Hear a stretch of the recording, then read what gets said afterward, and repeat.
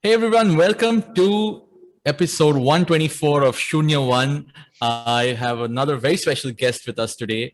Someone I've been trying to coordinate with for a while, especially because in the pre-pandemic days, we used to work out of our studio. We used to record out of Bombay, and it was really rare that we had someone coming in from out of town and sort of record with us while in the midst of all their busy business meetings and schedules. But we have Ashwini Asokan here today with us. Welcome to the show, Ashwini. Thank you so much for being here and for doing this. How are you? I'm doing great, Sheila. How are you?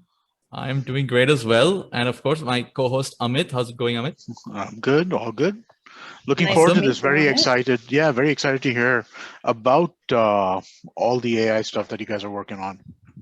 Yeah. And of course, I mean, what I was saying earlier, Ashwini, we've been trying to, I think, at least I've asked you if you could be a guest on the podcast at least, 2 years ago? When the world was open, but it was always either me flying somewhere or you flying off to the US or all over the world from Chennai, and very rarely visiting just few hours of overlap in Bombay. Do you Correct. miss those days and to where you are now? Well, it's a bit of both, I must say. I feel like the last year, it's probably the first year in about easily 15 years that I did not travel. And Yeah. it's probably the longest, I think 3 months into staying at home, definitely the longest in 15 years that I'd stay put in the same place. And I must say, contrary to a lot of folks who just can't wait to get back out there, I've Mhm. absolutely enjoyed it. I've absolutely enjoyed just staying at home and, spending time with the family and just kind of, in a way, I think the company building as well, there was a lot of kind of retreating, thinking about strategy, really kind of, doubling down on the things that worked. And I almost felt like in so many ways, I was able to focus and I didn't Mhm. feel like I was being pulled in like 100 different directions, right? It was the year I focused. I can just tell you that much. So, Wow. on one hand, I definitely miss traveling. I miss traveling like crazy. But I think the other side of it was pleasantly surprising. Lovely. In fact, so before we get into obviously a lot more of the product and the tech side of things, I want to also share with everyone here a little bit of the interesting journey you've had, right? I mean, uh, you guys moved back from the US, you started this company. What was your life like before that? And what sort of prompted you to, start Mm. this startup journey way back in 2013, I believe? Yeah, unlike all of you kids these days, Sheila, if I may. Sure, sure. I'll You take know, that. When I get that, I take it. you should, you should. I think you can get away with it. No, I used to work at Intel in the Bay Area in Portland. I think I was with the company for almost 10 years. Lots of flying, lots of international travel. I spent, and I think, most of you have heard the story, but I credit most of my entrepreneurial ambitions to my life at Intel and the people that I'd surrounded myself with in those days. And I did a variety of things from like cultural anthropology, working with cultural anthropologists to product designers to, business BD folks, right? To salespeople, to people that were building, silicon on a chip, and that was, the wonderful kind of career experience of mine. Really was about going across a variety of different functions at Intel, right? And so it was a very exciting life back then, but with a lot of a safety net, right? Getting a few $1 million in budget every quarter to do whatever projects you wanted. That was the life. Nice. That was the life. And it was really exciting. But of course, and I had my first child, like I said, when I was 27, 28. Went back after a 6-week maternity leave to a pretty massive promotion. That life was very, very kind of it was, the career itself was really exciting, right? But and Anand was in school at that point. Anand was in school for a very, very, very long time. He's a PhD in neuroscience, went on to do his postdoc at Stanford. We were pretty sure his career was going to be academic for the most part. And something really snapped, and we, the two of us have been talking about our respective areas for a very long time. To date, I think that we've been together for almost 21, 22 years. And, we'd always spoken about launching a company at some point in the future. I was working in the space of AI and product design and people at the intersection of that. He was working at the intersection of biology, engineering, and hardware.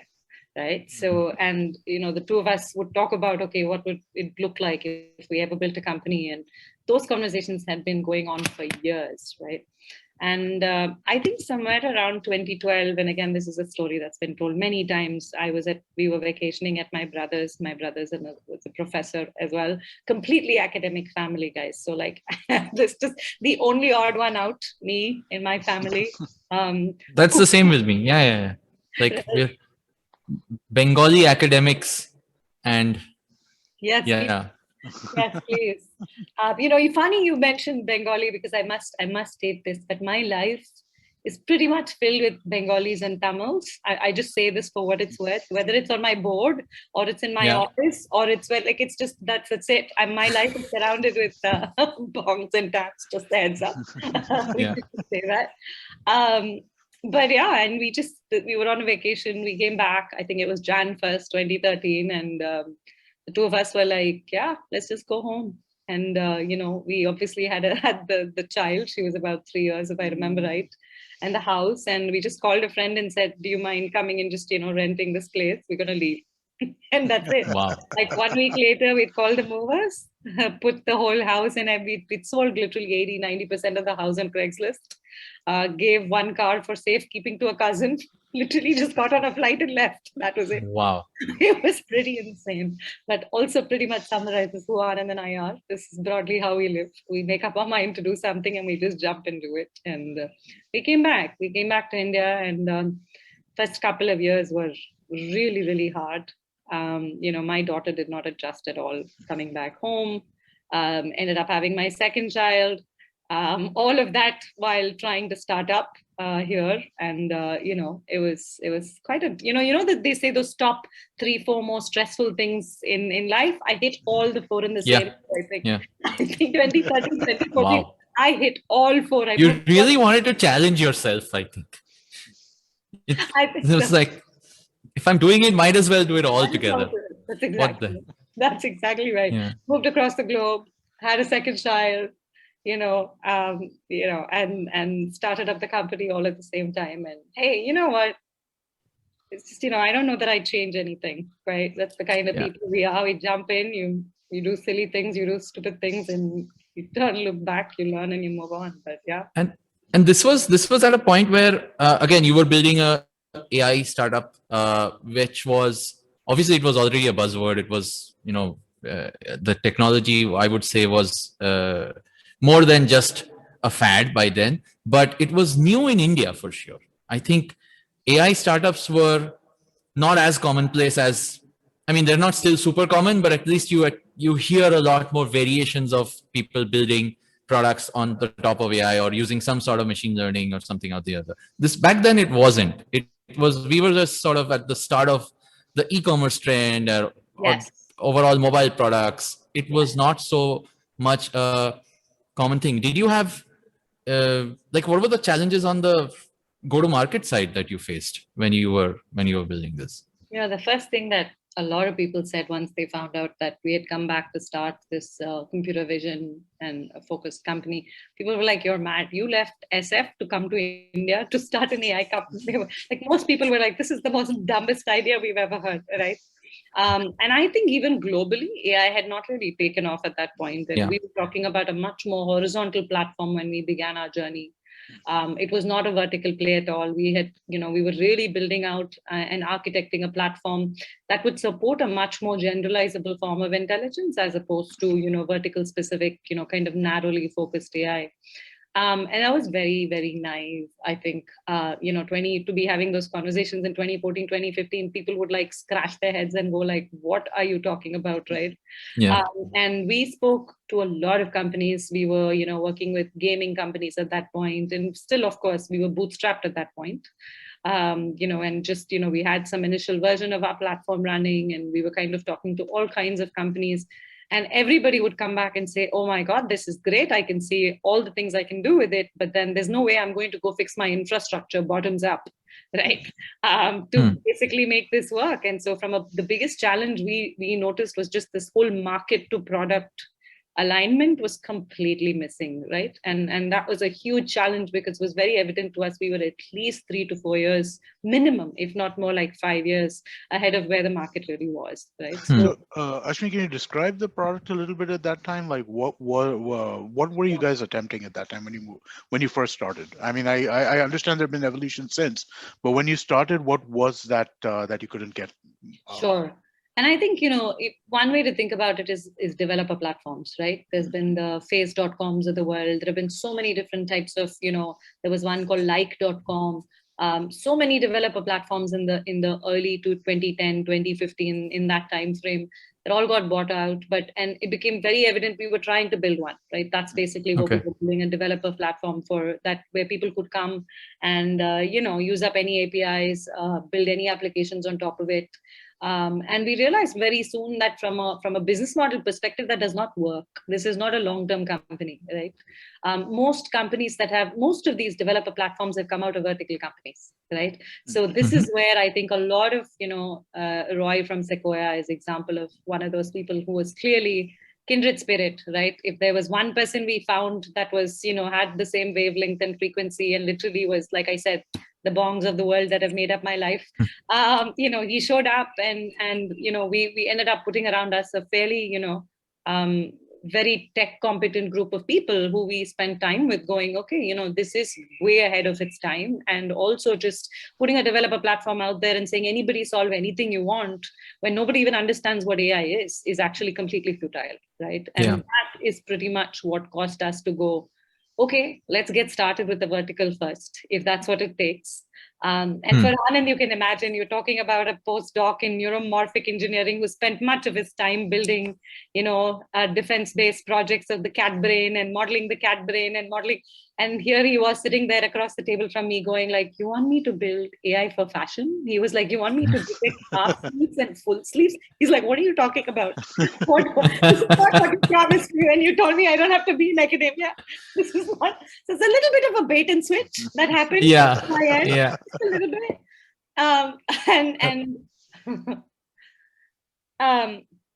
But hey, for me, it was very clear that we had to find a way to build this through the market. And that means actually suspending some of our grand visions for a few years to wait until the market actually got there. And the realization that most horizontal platforms come out of vertical companies, right? And so we decided to say, okay, fine, we'll go after a vertical for the first few years. And we built out View.ai as this kind of vertically integrated stack on top of the platform that we had. And View.ai, you can almost think about View.ai as our first customer, right? And we kind of did it. Yeah. And of course, there's a lot of new announcements coming in the next couple of weeks, which takes us squarely back to 2014, 2015. Nice. Yeah. We have finally managed to crack that whole generalizable approach and the platform approach. And we are just getting ready to take this across the board to all industries. Nice. So if you describe this, this transition into obviously focusing on retail, I know you guys focused on it's a computer vision product and its core, and then there's a bunch of other things, I'm sure. But when you said retail, you obviously understood that, okay, commerce is where the application is. It was also physical retail, like in-store solutions as well as online. Since that phase transition to now, where I think the product is primarily online, if I'm not wrong. What all have you built? Like, how has that stack for only retail sort of expanded? And if you could tell us what the market told you, which made you further sort of, is it only half sleeve, full sleeve? Obviously not. What is it? Like, if you could share a little depth about the product. Sure. There were two things that we decided very consciously when we started that journey. In 2016 is when we officially, end of 2016 is when we first launched View.ai and went to market with it, right? So that was literally the start of our business, was end of 2016. Right. And For us, there were kind of two things that we recognized. One, we were not a SaaS company. We were a classic AI first SaaS company, but we were also, and it's not SaaS first, it's AI first. And that's a really important distinction for us. And the reason being, for the first 3 years, at least, we were selling APIs. That's it. We didn't have like layers, we didn't have covers, we didn't have, all the front end layers, tooling layers. We didn't have any of that for the first 3 years, right? We only had APIs across a variety of use cases, which I'll get to in a minute. And the second part of the story is we were enterprise first, right? Where have you heard an AI first, enterprise first company coming out of India? Like, so both ends, I mean, like, there are a couple of folks on our board who routinely say, given the choice between two things, almost always Anand and I picked the harder one, right? Just in terms of like, given a choice, like, and it's not even by default, right? It's not like but just as people, we are drawn towards, a tougher problem. That which you can come and tell me I can't have, basically. That's broadly it. But right? That's what entrepreneurs are, I guess. Absolutely, right? And in some ways, like everybody sat up and said, don't do two things that we beg you not to do. They were like, don't do retail and don't do enterprise, right? And we were like, what the hell? Like, this is 2015, 2016. I have to be able to sell. And again, think about it from a TAM perspective, right? How many companies there are in retail? And it's so easy when you're selling enterprise, people are like, pick one geo, don't scale, don't take so many across the globe. For us, that was not how it was. There was like 0.001% of the retail market that was ready to adopt AI, which meant the top 1 to 3 in every geography across the globe. And so we went and picked up the top 1 and 2 in Latin America, top 1 and 2 in Europe, top 1 and 2 in India, top 1 and 2 in Japan, top 1 and 2 in the US, right? That was basically our strategy, right? Which meant we didn't have to go behind a volume play. We had to go behind like the best in business, the large ones in business that we knew we could sell 200, 300, 400, $500 million deals, right? That was basically our approach in the early days, right? So it was which makes sense, right? When you have a product which is expensive, when you have a market that's too early, it has to be an enterprise play, it has to be an extensive play, and it has to be an API play, right? It can't really be on tooling. So from a product perspective, for us, it meant, okay, it's get in the door, right? You can get in the door in two ends of the spectrum. On one hand, you can get in the door from a perspective of automation. And automation is all about saving cost for someone, right? Efficiency, productivity, there's a whole set of use. Or on the other hand, it's all around revenue growth, right? You can actually use AI to make a lot more money, grow much faster than you have before. So basically two sets of value propositions that we enter the market with. And the idea was fairly straightforward, right? If you look at the entire value chain, you've got inventory coming in, somebody sitting in the warehouse and then, measuring it, putting tags around it. There's a lot of work that goes around just simply digitizing those products. Right. And after that gets done, it goes into the photography studios. And in the photography studios, you've got like, people have to fly models from around the world. You've got to shoot hair, makeup. You've got to do the whole 9 yards, right? Like it's a fairly elaborate process, which can also be automated. We now have AI, where you can actually generate images of the human model. So you never have to do photography ever again. You just have to send us, clothing. We'll put the models in the skin tone, body type, whatever it is that you want, and you're done.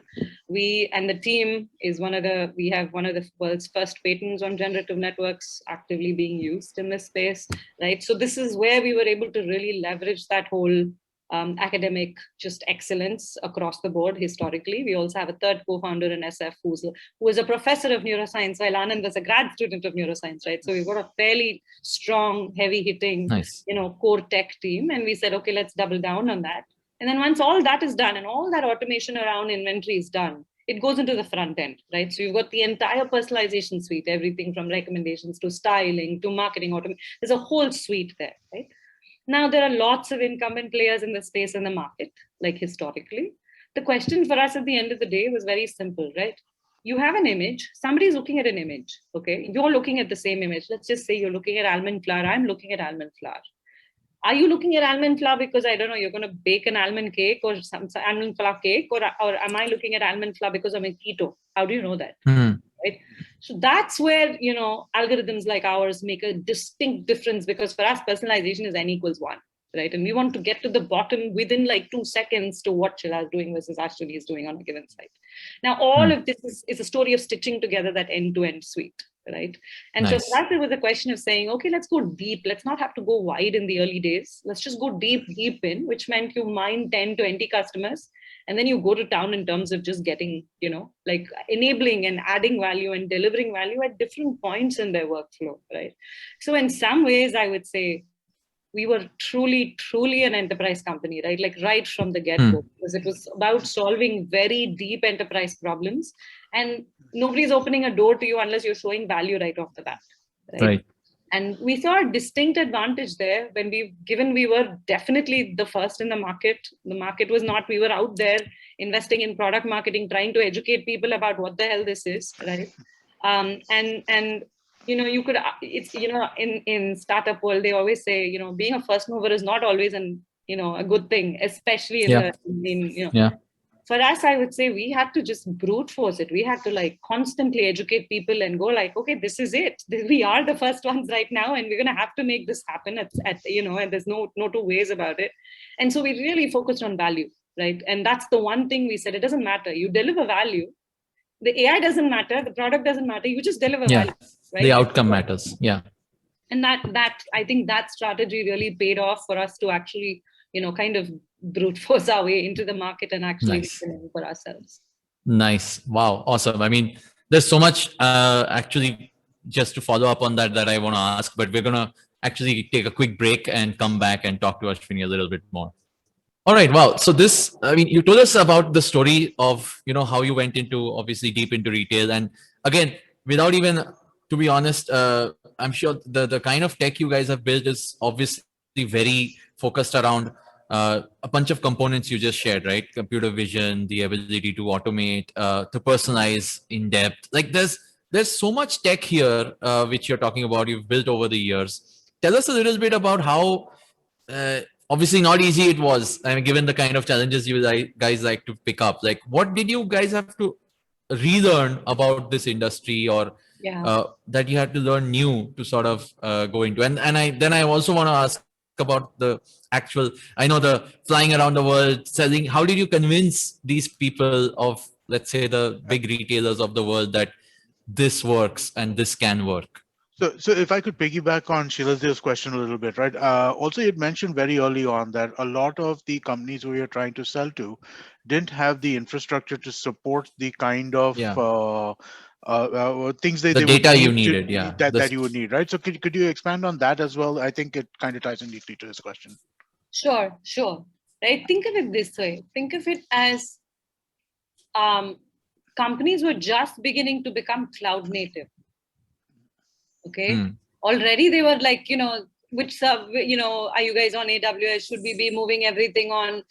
Because you're talking about retail going through that transformation from being offline heavy to online heavy, right? That literally was happening at the same time that we were actually, launching our AI stuff. So easily we were about a generation ahead of where these companies were, right? And while on the other hand, you could say, gaming, a lot of the other guys had already arrived, in a way, and they were already. The question of AI is one around, okay, can I get away? Again, that whole vitamin versus, pain pill. Painkiller and vitamin. Yes. Exactly. And I would argue AI was a nice to have, right? At that point, people were not, because people didn't know what it was, what it could do for them. What are the range of ways in which they could either save cost or, grow their business with it? So there was a lot of actually proving to someone that, hey, and remember, if you are entering with AI, you're dislodging something else, right? If something has to come in, something has to go, right? So the question was always, okay, if this has to go and I have to entirely rethink my stack in a way to accommodate, AI into it, right? Or my workflows, because your workflows change. The minute AI intercepts your workflow is completely different, right? The question then becomes, do I want to disrupt what I have as a company? And what is the ROI I'm going to get by disrupting what I already have, right? So this is a huge issue. And in terms of, to Amit's question, in terms of why somebody would adopt something like this and not, the answer was very similar. The customer on the other side was either ready to dislodge their existing stuff to give it a shot, right? Because, and nobody knew for sure what this would do, right? So think about it from a demand gen perspective, from a outreach perspective, lists perspective, highly curated ABM style approach to the market, right? And of course, today I speak about this as though it was all planned. It was absolutely not planned, right? We're talking about 2016 and you're talking about two people that have no background in anything sales, no background in anything, business development. And we were winging it. We just now know, 2 years ago, once we set up these teams to do this stuff, we were like, what we were doing was called ABM. I see, right? Like it just comes naturally to you and you've done a bunch of things. Yes. It seemed logical, I can so relate to that. I mean, the whole marketing terminologies that you use when you try to sell online. ABM, SQLs and MQLs and God knows what else. And you all just the applied acronyms logic to the situation and you went about it. And 2 years later, you found that logic had labels to it. And that was it. So we had to go and find the guys that were very, very on the bleeding edge of that, right? And we had to find the number one and the number two. And to your question, how did you actually go? A lot of people still ask me this, right? Like, how did you guys, you're sitting in Chennai, how did you go get through? I would say, I always say this, there is this Tamil saying, which is, that a calf is blind to fear, right? And I would argue that was kind of us. Like, we didn't know any better. So we just picked up the phone and called people and we emailed them and we, spoke to people we met people at events and then annoyed the hell out of them until they gave us introduction to someone. And then that someone introduced you to someone. So again, very brute force, right? Early stage, super brute force. We just find connections into people, look them up on LinkedIn, call them, get introductions to them.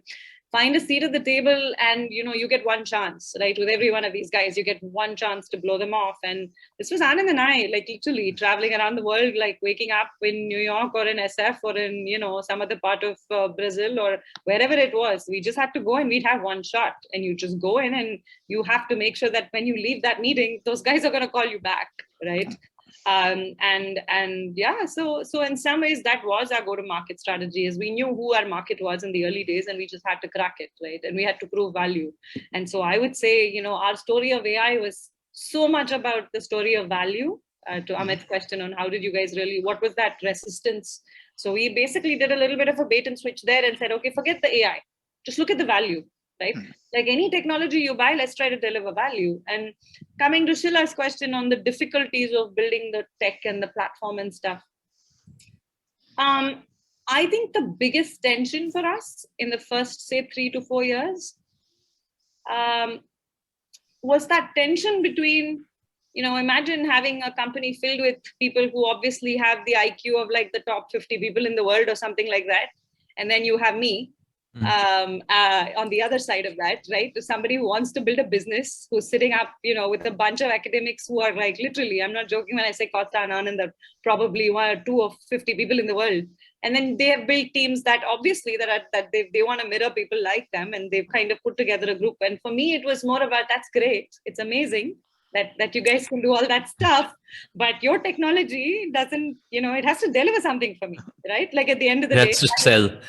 we got to figure out how to sell this. And so I would say that in the earliest days, our biggest struggles were the tension between those two things, right? The tension between AI wanting to be free, right? Free of the problems. And my whole job was saying, if you wanted AI to be free, you would have stayed in academia. There's a reason you didn't stay in academia, right? You were really bummed. And I know a lot of these guys were really bummed by the fact that they were all toy problems, right? At one point, there's no outcomes. Yeah, or it's military, right? Or it eventually leads to war somewhere, right? And there were lots of reasons why they left. And I think for us, it was about saying, no, AI is only as good as the problem it solves. Of course. Imagine telling someone who in a way I would characterize Anand and Costa as two of my co-founders as people that didn't build for people. They built because their brains allowed them to think about the future of humanity, the future of, pushing the future of everything from physics to everything associated with it, right? So, and for me, it was that's great, but here's what the company needs to do. And sure, we can build a more generalizable form and of this AI that applies to anything, right? But in the early days, it's about data. We're going to have to make our systems work in the context of a certain kind of data. And within 3 to 4 years, if we have made it work for enough of in terms of volumes of these data sets, if we've seen enough, we will be able to crack more generalizable categories. Like we can generalize these use cases to other categories as well. And, I spent most of my Q1 in 2021 doing a told you so dance because because we're just getting ready to launch that platform now. And, Nice. So yeah. And what is that next phase? I mean, you've done 4 years of going deep into retail. You work with a ton of these amazing brands who obviously you've delivered a lot of value to through your various products. That I'm sure, given that you had a vertical focus, the little bit I know about people who when you vertical focus your products, they only ask for more. So your retail guys are probably saying, oh, now you've done this, do this more for us, do more down this line. So how are you going to balance, doing more for one vertical versus this whole general store, generalization sort of platform? Or have you thought about that? Yeah, we talk about that all the time, right? And I think the question is, this is where the distinction starts to play out between engineering and AI, right? We're now at a point where the platform is mature enough where I can build many more applications on top of it, no problem. So if I had to continue to grow, and we're doubling down on retail in many ways, right? We're at that point, I would say, where engineering can now use up our developer platform is almost ready, which means our developers can build whatever they want for any vertical they want, right? Nice. So that's kind of where we are headed. And the other part of this is us now sitting up and saying, okay, this platform can now go into education, entertainment, and just about everything else. And so we're at that point where that distinction of, the AI folks continuing to make our platform robust, right, is that's where the focus is. And then our engineering teams are really about making the product more specific to the industries that we're serving. And does this now involve like a different go-to-market? Obviously, since in fact, as of, like you said, whole of last year, you obviously weren't flying around all over the world. Did it change your go-to-market in any ways? Like, are you guys more SaaS and digital go-to-market focused versus how you used to be? Not really. I think I don't think our segments have changed at all. I think what has really changed is 50,000 is the new 100,000. 100,000 is the new 200,000, right? So clearly, money is very bigger deals.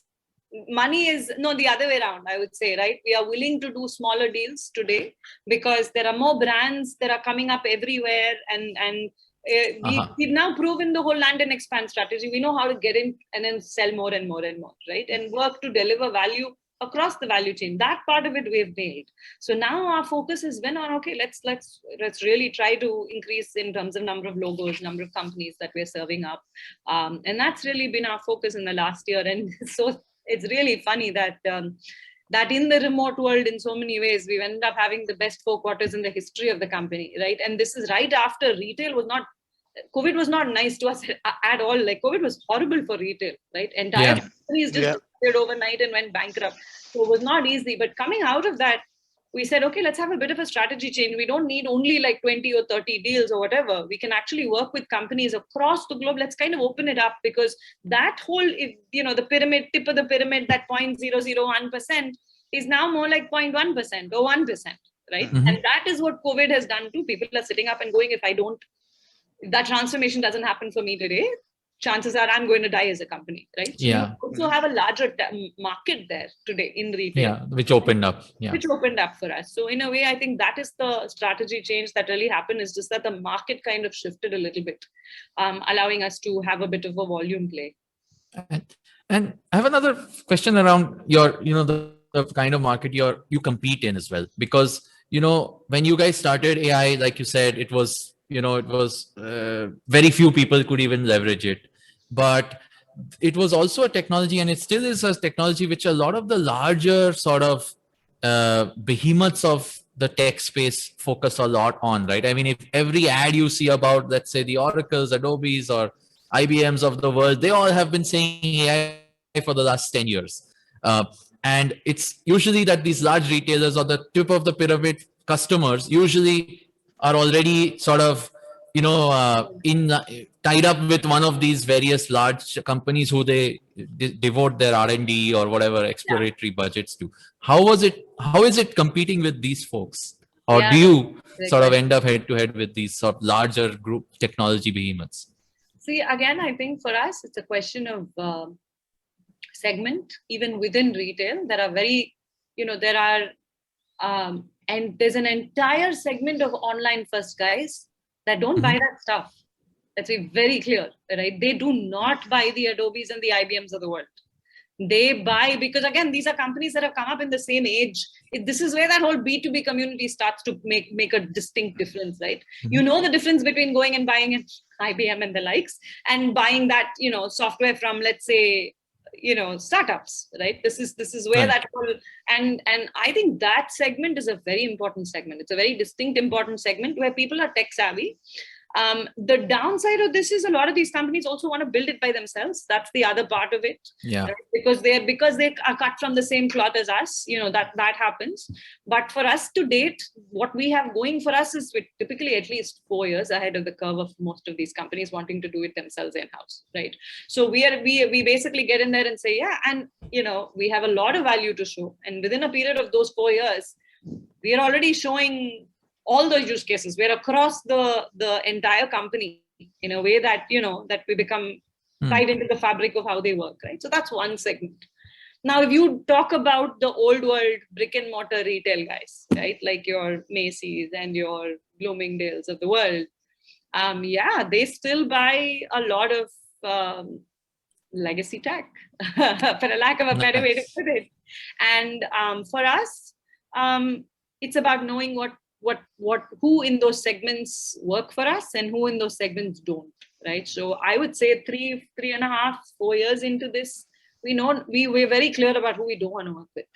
We're very clear about that. Like until they realize the value of until they're able to get there, right? Because when you're looking at a high growth trajectory, you can't spend 9 to 12 months on a cycle to convince someone not to buy IBM, right? That's not the world you can live in. And so for us, it's about relentlessly qualifying, the market to figure out who we should be working. That said, there are some brilliant brands out there, really old world brands out there. Like I'm talking luxury, right? You'd be surprised at what's happening with the Gucci's and the Armani's and the Louis Vuittons of the world, to be honest with you, right? There's a lot of energy. So that's a whole other segment, which is brands, right? These are not multi-brand retailers. These are brands trying to completely transform themselves. And, we find that, yes, these guys also buy your IBMs and your Salesforce and your Oracles of the world, but then there are distinct, departments that don't have anything to do with that stuff. And so it's a question of figuring out how to add value and make their lives easy. That's it. At the end of the day, that's really what we're optimizing for, right? And it's word of mouth is an unbelievably powerful tool, right? Like you try to add incredible value to one team somewhere, they're picking up the phone and talking to someone else, right? And there's nothing that can replace that. Yeah. Very nice. This year is obviously going to be about now launching your, the wider platform. We'll obviously look forward to seeing all the cool stuff that your team builds out, and of course others build out on top of it. But what else? What do you want to do? Like a shout out to folks who are listening to this, other entrepreneurs, other platform, other developers, or are you guys hiring? Are you guys what do you want to sign off on for people who have just listened to the show? Yes. I mean, very soon we're going to come and talk to all of these guys about how AI can, be an absolutely important part of your company, right? Regardless of whether you're B2B or B2C. As a company, our mission is to make the globe, like people across the globe, just everybody an AI native, right? Completely transform companies into becoming AI native, right? And that is our mission as a company. That is our mission. This goal to make everybody AI native is our mission at MSD.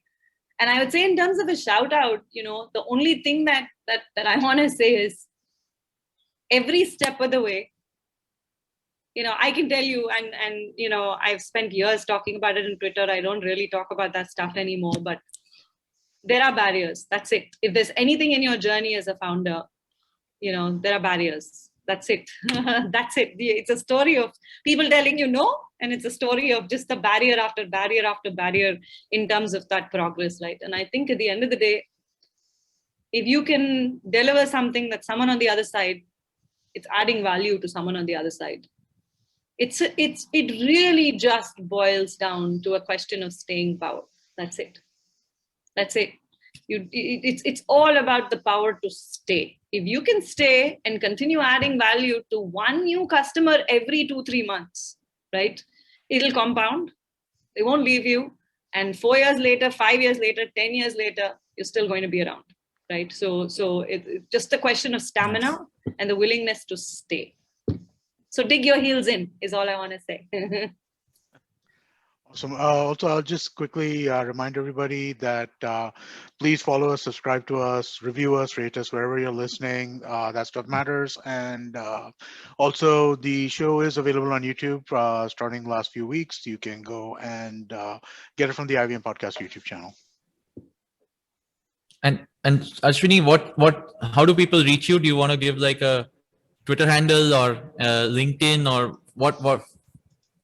Do you want to just share that with everyone here? I am on LinkedIn. I rarely check my LinkedIn, but I am on LinkedIn. I'm also on Twitter. My handle is @LadyAshborg. So you can reach me there as well. Cool. Awesome. Awesome. Thank you so much. This was a fascinating and finally long conversation that we had pending. I'm so glad we could do this.